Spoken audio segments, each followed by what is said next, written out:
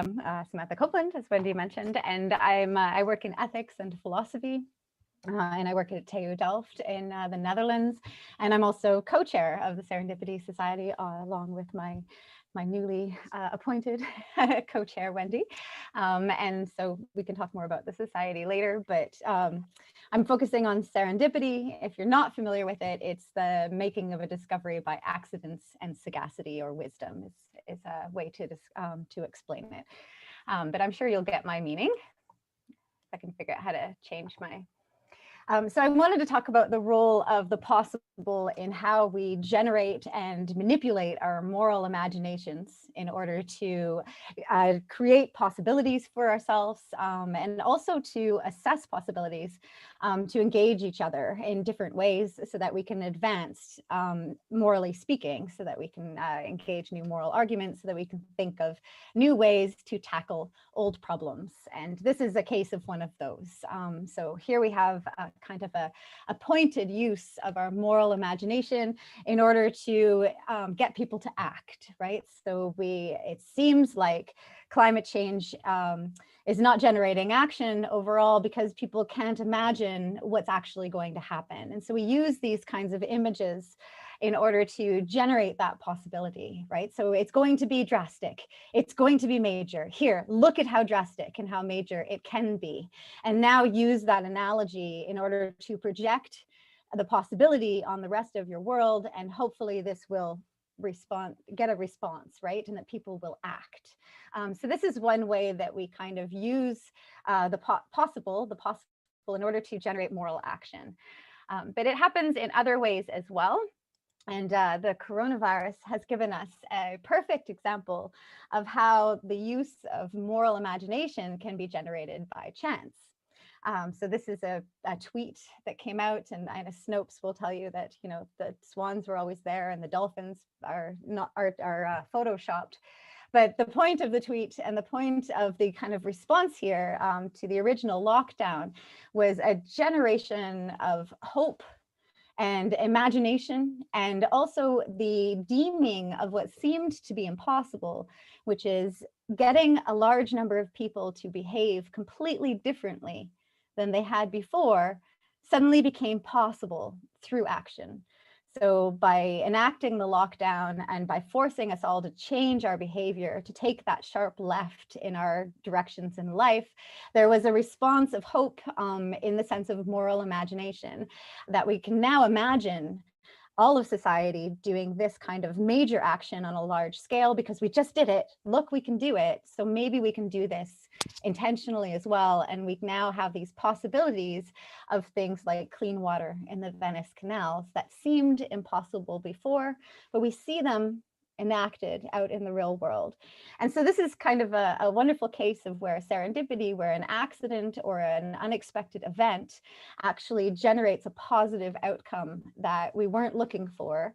But we were kind of looking for this one, right? So I want to kind of point out that when we use the possible in this moral way, we often have intentions for the kinds of possibilities that we actually would like people to imagine. So I just want to put a pin in that for the end of the presentation. There are other ways that we generate these narratives, but this coronavirus impact and the generation of these new possibilities is really captured well by Arundhati Roy in this quotation from last April. I'm just going to read it because it's lovely.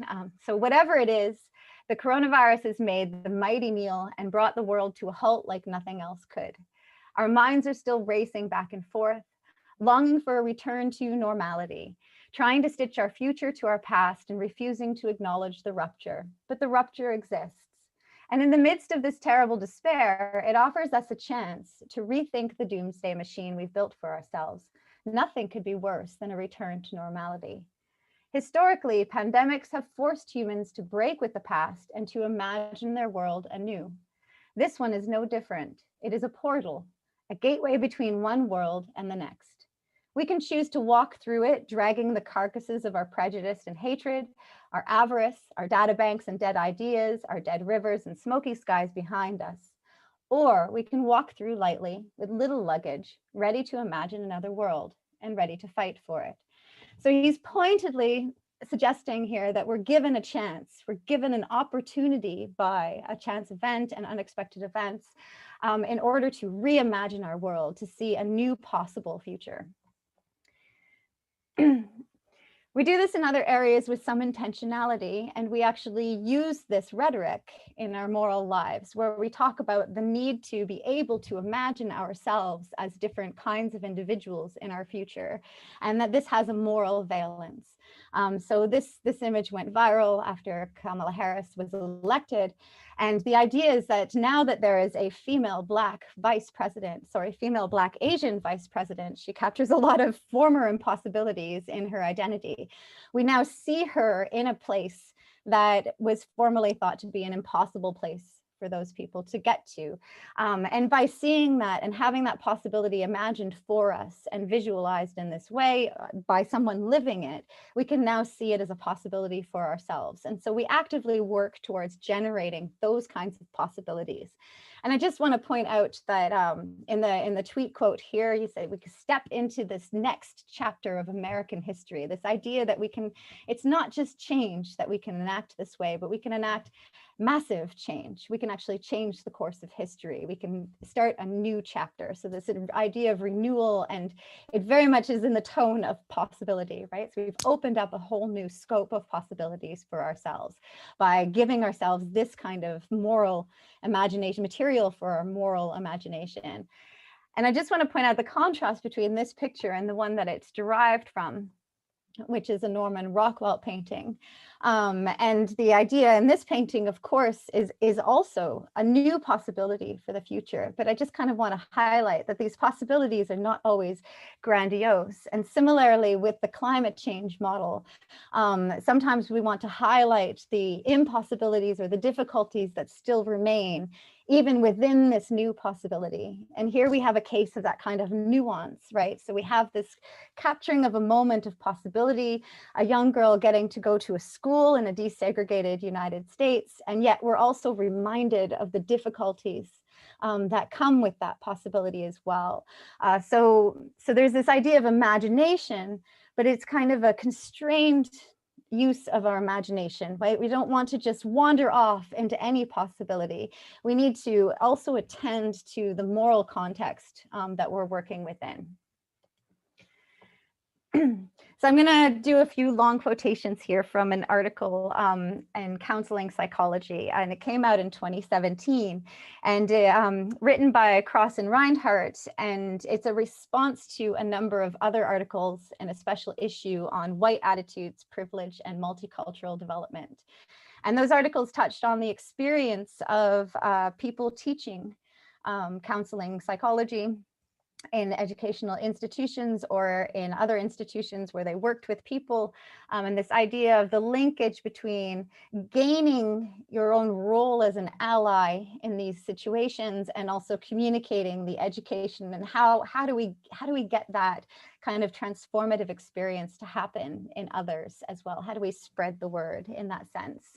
And so while the articles tended to focus on the role of educators and the role of mentors, in this response article, they kind of neatly turn it on its head from the beginning, where they point out that the articles explore the evolution of white allies in a naturalistic and phenomenological way, as there's heavy reliance on current allies telling the story of their sojourn toward becoming relevant. So again, they point out that these are personal stories of personal experiences that they're sharing. And while mentoring played a critical factor in the evolution of many of the allies, serendipity best described the nature of a person's epiphany, trigger, or turning point. So there's a moral valence here to the kind of serendipity that has happened, where it's actually turned them towards the allyship that they now are trying to understand and to tell the story about, right? Interestingly, they tell it as a story. So we have this story of personal experiences that comes out in their narratives. There's several different kinds of examples they give of the kinds of encounters that the people share have made a significant difference in the paths they've taken. So aside from the power of mentoring, awareness and activism have been linked to these chance encounters. The luck of being in the right place at the right time, the unforeseen benefits of a particular mentor, and otherwise positive aftermath of being raised by a racist parent, one's personal reaction to reading a particular text, awareness gained through an analysis of society's treatment linked to one's invisible status, such as their sexual orientation, mental illness, or disability, enrollment in a particular course, or the aftermath of fortuitous activism.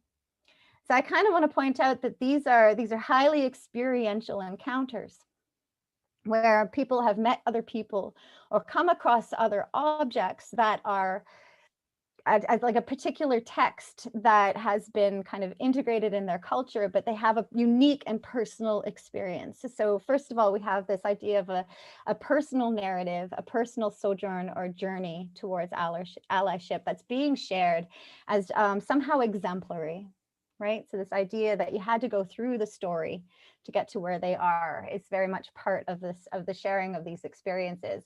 But also I want to point out the interactivity in these examples, right? And the turning of the relationship.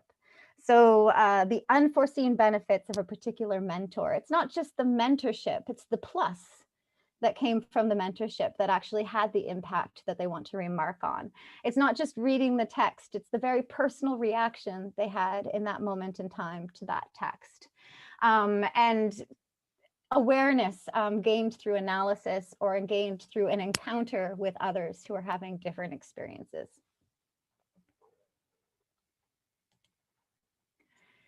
So Cross and Reinhardt point out that the evidence in the journal of all of these personal narratives being shared about how they reached their current state of awareness shows that the nature of the all-important trigger, which is described in these narratives as an encounter, is all over the map in its randomness. So I like this idea of encountering. Encountering is more than, since often in serendipity, we talk about increasing the chances of serendipity by increasing chance in general, right? So making people bump into each other more often down a hallway, or putting different people in a room together and seeing what happens. This kind of idea of increasing the chances themselves, but really what we're looking for is that encounter. It's not just the meeting of another person, it's not walking past them, it's not even saying hello or exchanging ideas. It's a significant meeting that we call an encounter. And when we come together with someone else and they shift our ability to see things toward a different turn. But what's random about that? I mean, so they want to highlight in their reflections on the cases that it's all over the map and its randomness. And I listed a number of different ways this encounter can happen. But I actually want to point out that I don't think it's actually random. And I'm glad this came up in the discussion just now, because in actuality, there's a lot that goes into making these encounters happen. And there's a lot that goes into making them encounters, right? You have to be ready to encounter each other to actually have that awareness happen. You have to have enough, a previous experience. You have to have enough trust in the situation or distrust in the situation, depending on the kind of encounter you're having. But it really is, it's more than simply a random coming together of two factors. It's a heavily loaded coming together of two factors. There is a lot of contingency that backs up that encounter and makes it possible, and also makes it morally what it is. When it has a moral impact, that heavy loading is very important as to giving us the nature of the moral impact. We talk about cases here that have gone right, but we could also talk about cases that have gone wrong.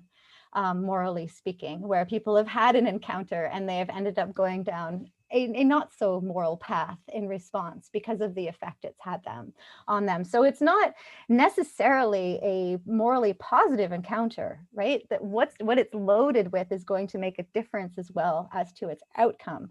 So it is not random at all, I think. Actually, what we can do is tease apart the factors that are important.